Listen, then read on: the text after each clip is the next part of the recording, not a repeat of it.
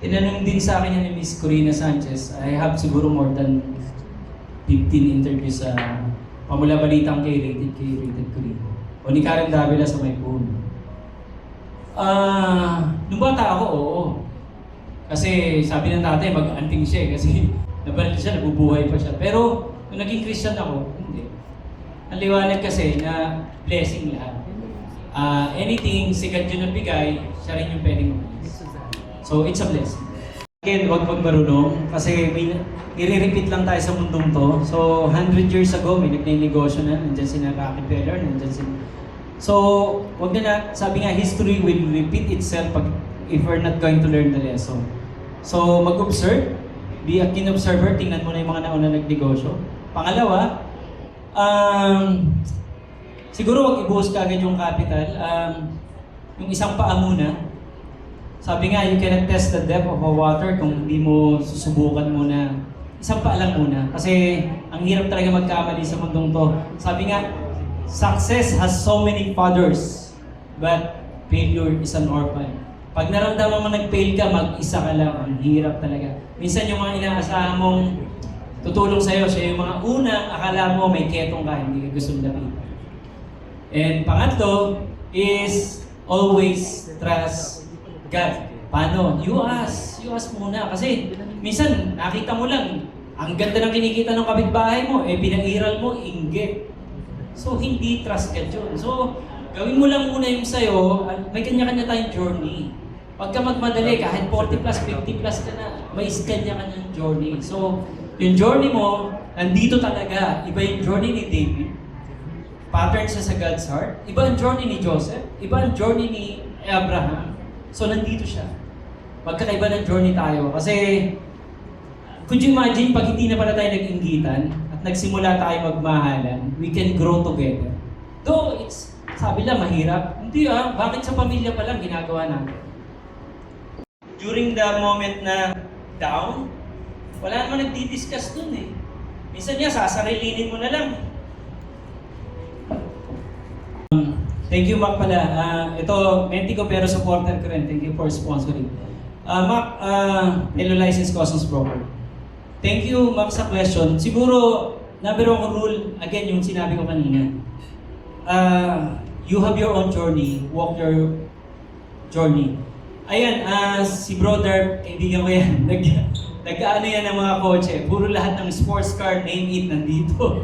Mula sa Ferrari, Lambo, and everything. Pero, sorry, siguro nabili ko pa lang sa kanya motor. Hindi kasi ako nakikipagsabay. Wala akong pakialam kung di na ako tropahin nito, pero kapatid ko to kay Chris so mahal ako nito. Ang sa akin lang, hindi ko kailangan ilagay doon kasi may real estate ako, talagang alam naman niya, gusto ko dito muna ilagay. So, hindi ko kailangan i-impress yung mga taong hindi ko naman kilala. Ang sa akin lang muna, talagang nakakakilala sa akin, is gagawin ko yung tama kasi yung real estate mag-appreciate. So basically, know yourself. Number two, siguro, huwag padalos-dalos kasi marami akong mga mali pag pinairal ko yung emotion ko kaagad sa decision making. And pangatlo, look for a mentor. Kasi may 3M kami. Mike Maranan mentor. Hindi. Mentor, tapos market, yung bebentahan mo, and money, capital. Yun ang mahalaga yung tatlong yun. Pag hindi siya magkakasama yung tatlong M na yun, mahirap gumawa ng business. Mentor.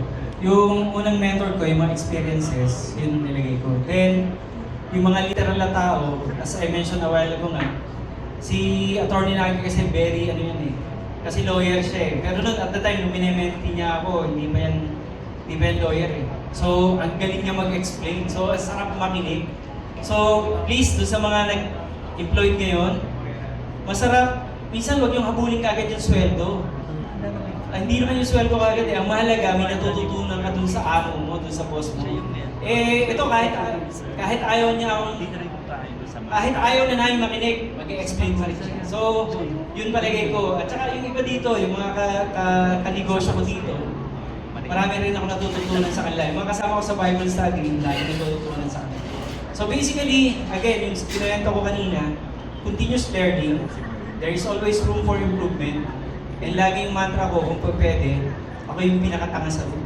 Para gusto ko matuto pa rin sa inyo lahat. Two things. First, itong Confessions Licensed Causes Broker, may e-books na to. Yung iba palabas din. Second, regarding AI, laging topic yun. I should know, I have a software company, nandito yung mga partners ko. Hindi tayo mabibit ni AI kasi basically, our human brain, kung gagamitin mo siya talaga lahat, is, yung AI is ginagamit lang yung data natin pinipid eh. Pero, hindi pa natin napipid lahat dyan. Pangalawa, as I truly believe, kasi galing nga ako sa Silicon Valley, nung huli namin punta ng US, at babalik uli kami doon, bibigay talaga yung yung mga electricity natin, whether we like it or not. Ang laki ng consumption ng AI right now sa electricity. So hindi kakayanin. So masarap pa rin yung physical books. Kung kagaya ko kayo na old school, o kahit pa kayo hindi old school, ang sarap mag-highlight, ang sarap mag-linya-linya ng ballpen, ang sarap itupi, at saka naniniwala ako yung ating kasing brain, mahilig sa direction, sa alignment. So pagka subukan yung i-memorize yung newsfeed nyo, whether Instagram or Facebook or anything, ang hirap. Pero yung pagpapaganon lang, madali siyang maintindihan. Ay, nabasa ko to, page 86. Mas madali yung maintindihan. Parang sa Bible lang, pag binabasa mo, nandun ka agad, dire-diretso. Parang, halimbawa, sa Bible lang, ang pinaka-paborito kong tandaan, yung MM. Kasi magkakasunod yun eh, Matthew, Mark, Love, Joan, Luke. Hindi, MMLJ. Mananatili po ang approach ko ng books. Yes, generalize siya. At saka siguro, ang nakikita lang kasi ng tao yung 16 businesses ko ngayon. Pero sa totoo, baka mas marami akong failure. So, lahat ng experience ko, nilagay ko na lang dyan, lahat dyan. Kasi lalo na kung kaibigan ko kayo, please, huwag niyo nang gayahin yung pagkakamali ko. So, nilagay ko na lahat dyan. Parang yung tuition fee mo, save mo na lang. Thank you po. Nagsimulang maging very successful. Again, sabi ko nga, yung success hindi ko pa rin matanggap eh. Subjective kasi yung success eh. So basically siguro kung in terms of money, O yun, kailan nagkaroon ng milyon? siguro before mag-30s, ganyan. Hindi ko basta sa akin lang noon, nagsasabay-sabay na eh. Medyo nilalakihan na ni attorney yung sweldo ko, tapos kumikita na rin yung insurance ko, tapos nakakabenta-benta na rin tayo ng mga binibenta natin dyan sa Imus. Hanggang ngayon, nandiyan pa rin sa Cavite o kung saan man yung mga binibenta natin mga properties. Ito yung tanong. Huwag kang susuko. Tapos, huwag mong babaguhin yung trajectory ng buhay mo. Naniniwala ako kung ano yung pinapadala sa atin ni God, yun talaga yung para sa'yo. So yung moment na yan, yun yung sa'yo. Halimbawa, ngayon kung medyo gipit ka sa pera, yun yung moment mo, enjoy it. Kasi even that suffering, ang ending niyan is joy. Lalo na kung ang suffering mo is godly suffering. May tinatawag yun. Yun yung, paano ba yung godly suffering? Kasi align siya sa purpose mo. So, halimbawa, ngayon, may problema ka sa relationship, enjoyin mo yan. Yan yung moment mo. Actually, doon ako mas nagustuhan ng ilang kong mga mentees na nandito. Yung iba, wala dito. Paborito ko talagang topic, mental health. Kaya lang, napansin ko, walang gustong makinig doon. Pagka, boss, huwag muna natin pag-usapan yan. Wala namang pera eh. Wala. Sakit din, kumakalam yung sikmura ko eh. And siguro, lastly, kung gusto nyo talaga magsimula into something, kailangan may PhD kayo. Ano ba yung PhD? Hindi Doctor of Philosophy. You must be poor, hungry, and driven. Yun lang po. Galing. Thank you for the question. Yeah, it's so crucial kasi it's a cliche na naririnig natin at ako mismo nung bata ako, mag-aral ka mabuti para makapagtrabaho ka ng maganda at malaking sweldo. Crucial siya kasi nga, again, sabi ko nga sa inyo, yung backbone ng economy natin, tayo lahat dito. Hindi naman tayo Rason, hindi tayo Ayala, hindi tayo Gokong Wei. So, tayo yung bumubuo ng ekonomiya natin. Kung nagtutulungan tayo, it happens before nung may COVID. Doon sa subdivision namin, nakita ko na buhay kami kasi nabigla tayo lahat. Walang naka-expect na ilalockdown tayo. So may nagtinda sa amin ng chicken. sinabihan ko kagad, hindi ako ang presidente pero pakilamero talaga ako. Oops, wag na kayo magtinda ng chicken.